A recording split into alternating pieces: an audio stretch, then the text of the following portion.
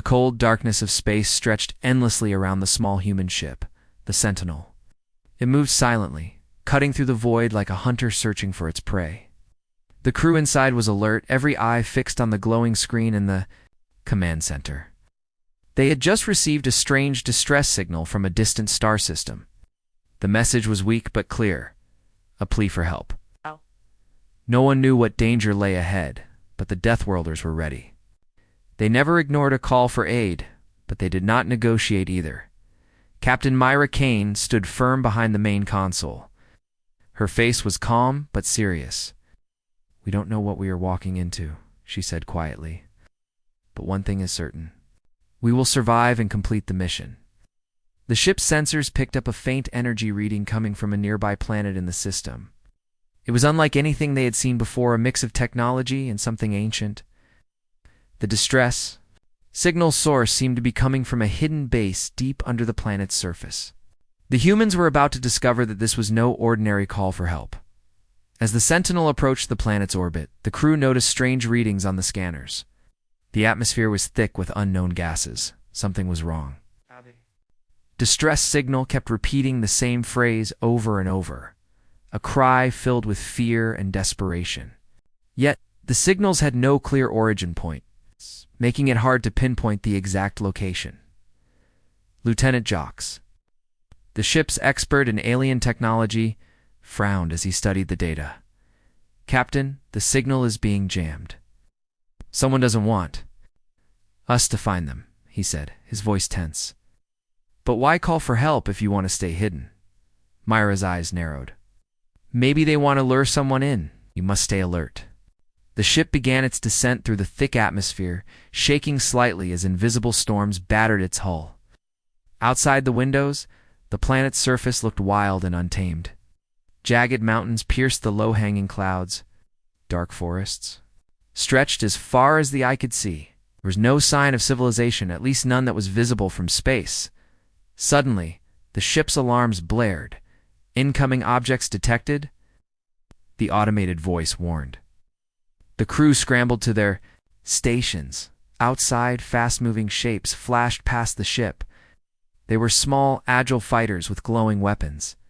The humans were under attack. Without hesitation, the Sentinel fired back, sending a barrage of plasma blasts toward the attackers.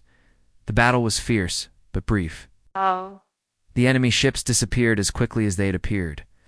No communication came from them. Only silent aggression. The message was clear. This system was dangerous. Captain Kane ordered the crew to prepare for landing near the distress signal's source. "We will find out who sent that call," she said firmly, "and why they wanted to bring us here." The Sentinel landed on a rocky plain near the edge of a massive forest. The air was thick and hard to breathe, but the crew's suits filtered the toxins. They stepped out cautiously, their weapons ready. The forest was quiet, except for the distant sound of strange creatures moving in the shadows. Lieutenant Jocks led the team toward the coordinates given by the signal. They moved carefully through the dense undergrowth, scanning for traps or hidden enemies. Suddenly, the ground shook as a low roar echoed through the trees. From the darkness, enormous creatures appeared, something like giant lizards, but faster and more intelligent. They circled the humans, their eyes glowing with warning. Myra raised her hand. "Stay calm. We don't want to fight unless we have to." The creatures hesitated, then vanished into the forest. The team pressed forward, the feeling of being watched growing stronger. Finally, they reached the entrance to an underground facility hidden beneath a large rock formation. The air was cold and stale as they entered. Flickering lights showed signs of recent activity. Inside, they found abandoned control rooms and strange machines humming quietly. The distress signal was coming from deeper inside. Suddenly, a voice crackled over the ship's comms. "Captain." "Kane, you need to see this." Myra returned to the Sentinel quickly. The main screen showed a live feed from a small drone exploring a dark corridor. At the end of the tunnel was a figure, an alien humanoid, badly wounded and barely moving. Its eyes opened slowly and fixed on the drone. "Help us," the alien whispered in broken English. "They are coming. They will destroy everything. Iris' heart tightened. This was no simple rescue mission. Something terrible was hunting this race. The humans had come to answer a call for help, but now they faced a threat that could destroy them all. The Sentinel prepared to move deeper underground, weapons ready and senses sharp. Outside, the shadows lengthened and the silence grew heavier. Deathworlders never negotiate, but they never back down either. The unknown enemy was waiting, and soon the real battle would begin. The air inside the Sentinel was tense as the crew prepared for what lay ahead. Captain Mira Kane stood at the helm, her eyes scanning every report coming in from the ship's sensors. The wounded alien's warning echoed in her mind. They are coming. They will destroy everything. Whoever they were dangerous and they were close. The team suited up quickly. Lieutenant Jocks double-checked the weapons and scanners, making sure everything was ready. The ship's small drone had captured brief glimpses of movement in the shadows below, but it was unclear what kind of enemy they faced. The distress signal had been a trap, but now the Deathworlders did not plan to fall into it. They would strike first, descending into the deep tunnels beneath the planet's surface. The air grew colder and thicker. Flickering lights barely illuminated the walls, covered in strange markings and symbols. It was clear this place had once been a thriving base, but now it felt abandoned to quiet, like a graveyard waiting for something to awaken. As the humans moved forward, their footsteps echoed through the empty halls. Suddenly, the silence shattered. A distant explosion rocked the facility, sending dust and debris raining down. "They know we're here," Mira said sharply. "Prepare for contact." Minutes later, the enemy revealed themselves. Shadowy figures darted from the darkness, silent and deadly. They attacked with precision, cutting through the air with strange weapons that pulsed with deadly energy. The humans fought back fiercely, using every tactic and weapon they had mastered on countless battlefields.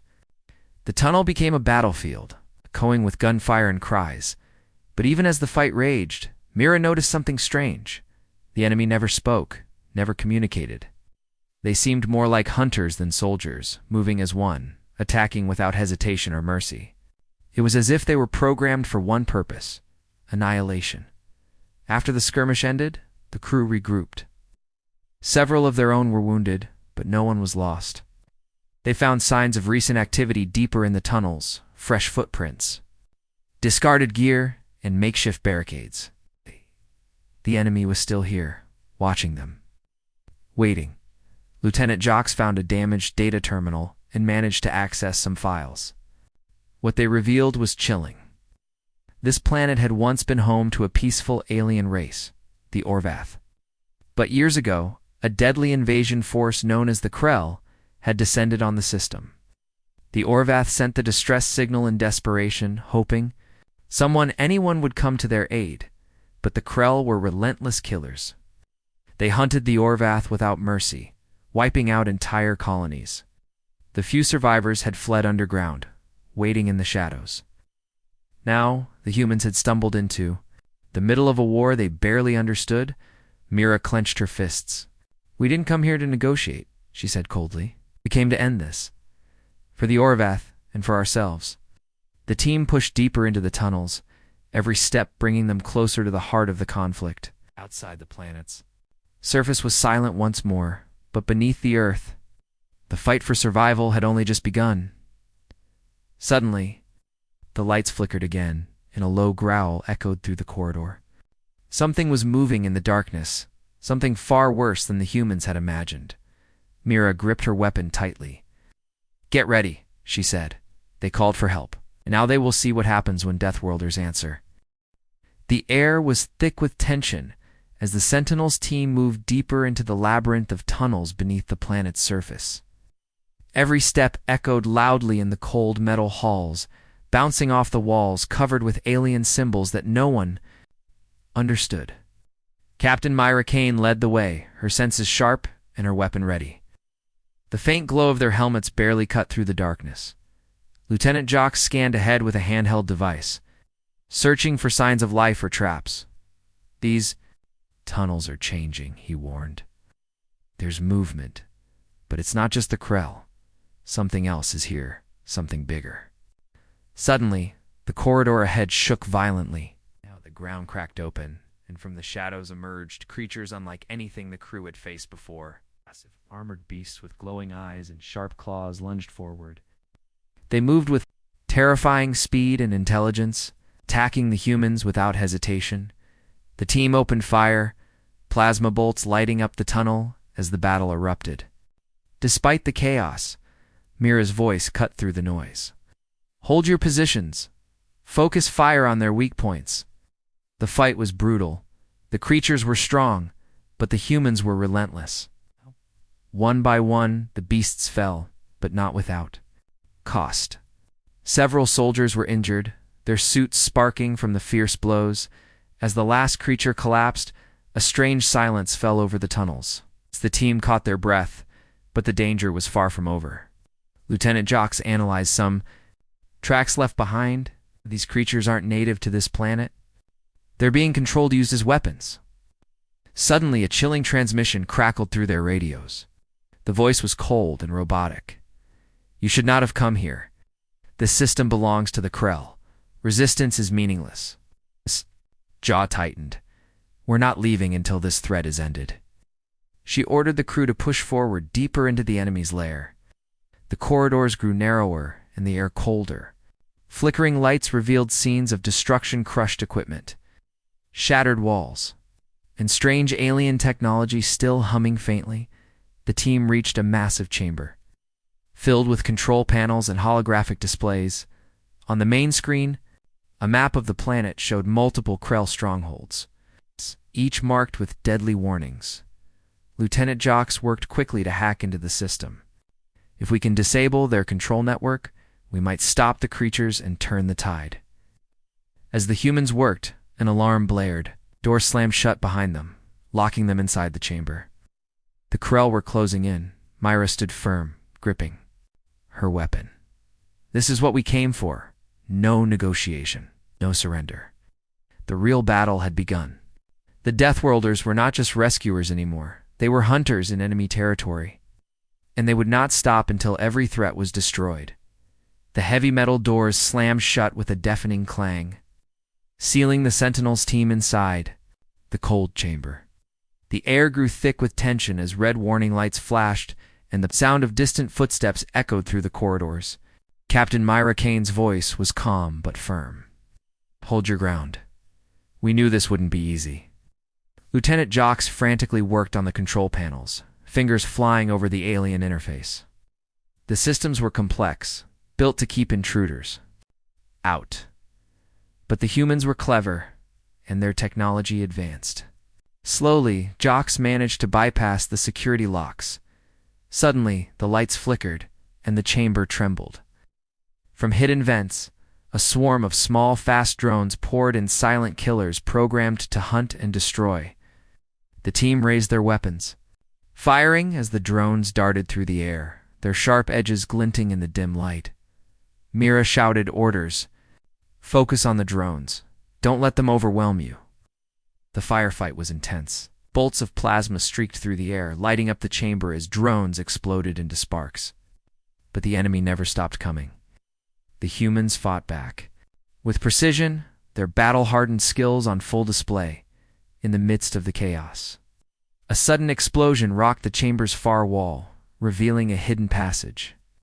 Out stepped a figure, an alien humanoid, tall and cloaked in shadow, eyes glowing with fierce determination. "I am Kale," the alien said, voice low and urgent. "I was once one of the Orvoth. I escaped the Krell's grasp, but many remain trapped. You must help us destroy the control core, or all is lost." Mira nodded. "We're here to end this war. Show us the way." Kale led the team through twisting tunnels deeper into the heart of the enemy base. Along the way, they faced more ambushes and deadly traps, but the humans pushed forward, unwavering. Finally, they reached the control core, a massive chamber pulsing with dark energy. Towering machines connected to the walls and ceiling seemed to control the monstrous creatures the team had fought earlier. Lieutenant Jocks examined the systems. "If we shut this down, we can stop the Krell's control over the beasts, and maybe save the Orvoth survivors." As they prepared to strike, Alarms blared throughout the facility. The enemy was aware of their presence and was mobilizing all forces for a final assault. Mira tightened her grip on her weapon. This is it. We fight. Or we die. Deathworlders don't negotiate. They annihilate.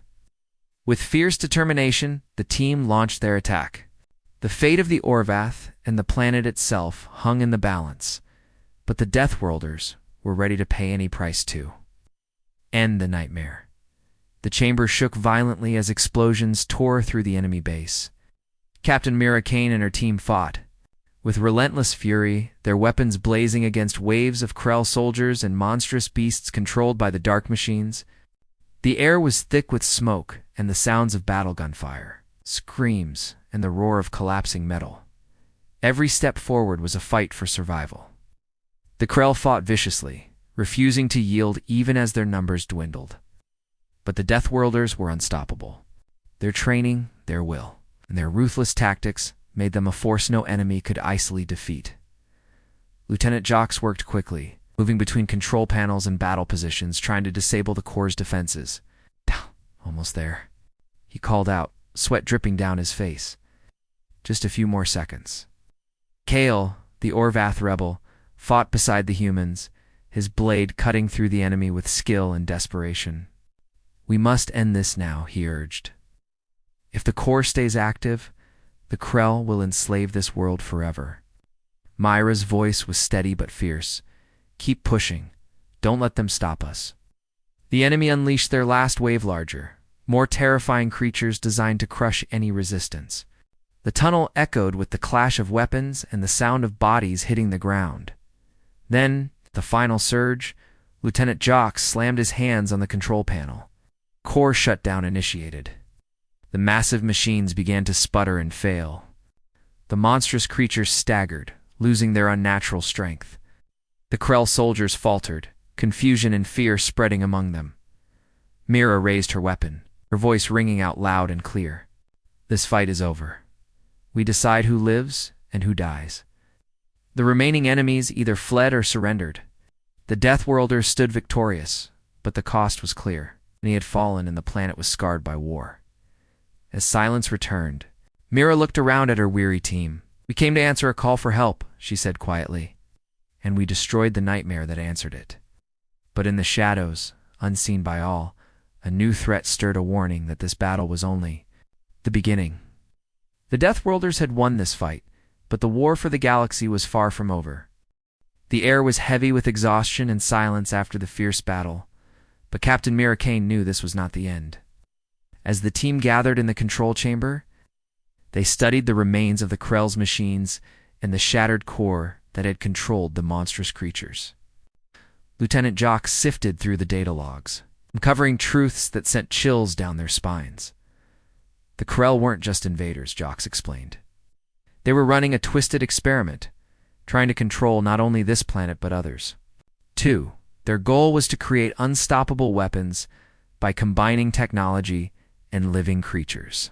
Kale, the Orvath survivor, nodded grimly. Our people suffered because we resisted. But the Krell's plans go beyond this world. They want to dominate entire star systems. Myra's face hardened. That means this war is bigger than we thought. Came here to help one race. But now we see the true enemy is far more dangerous. Team debated their next move.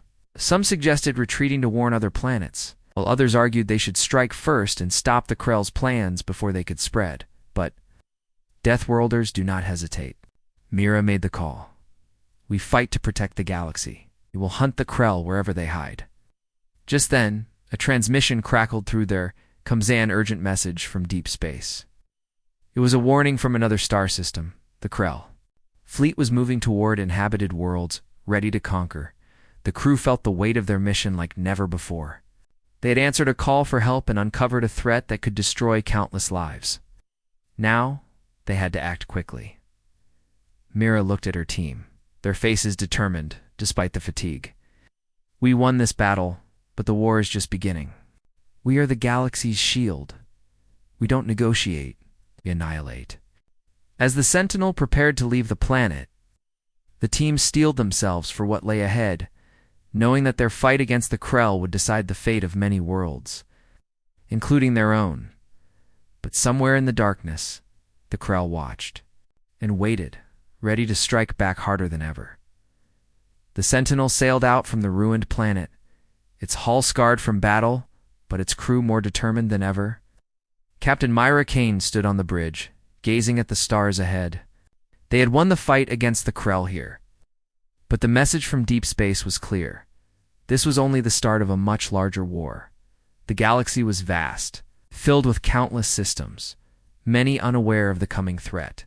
The Krell were powerful, ruthless, and ready to conquer anything that stood in their way. But the Deathworlders had a reputation. They were not just survivors, they were hunters. When the galaxy called for help, they answered with force. Mira turned to her team. We carry the burden of this war now. We'll warn those who don't know yet. We'll protect those who cannot protect themselves. And when the Krell come, they will face the full fury of Deathworlders. Lieutenant Jox nodded, working on the ship's communications to send a galaxy-wide alert. Kale, once a prisoner of the Krell, now fought alongside humans, ready to help save his people and others. But even as they prepared, a cold thought crept into Myra's mind. The Krell had been defeated here, but had they truly been destroyed? Dark machines, the strange creatures, were they gone for good? Or had something survived, waiting to return? The Sentinel sped into the void, leaving behind the broken world, but carrying its scars and memories. Somewhere out there, new enemies stirred and new battles loomed on the horizon. Deathworlders did not forget. They did not forgive. They only destroyed, and the galaxy would soon learn why it was better to have them as allies or fear them as enemies. As the stars stretched endlessly before them, Mira whispered to herself, "This war will test us all. But we will endure, because we are Deathworlders." The Sentinel vanished into the darkness, ready to face whatever the galaxy threw at them next.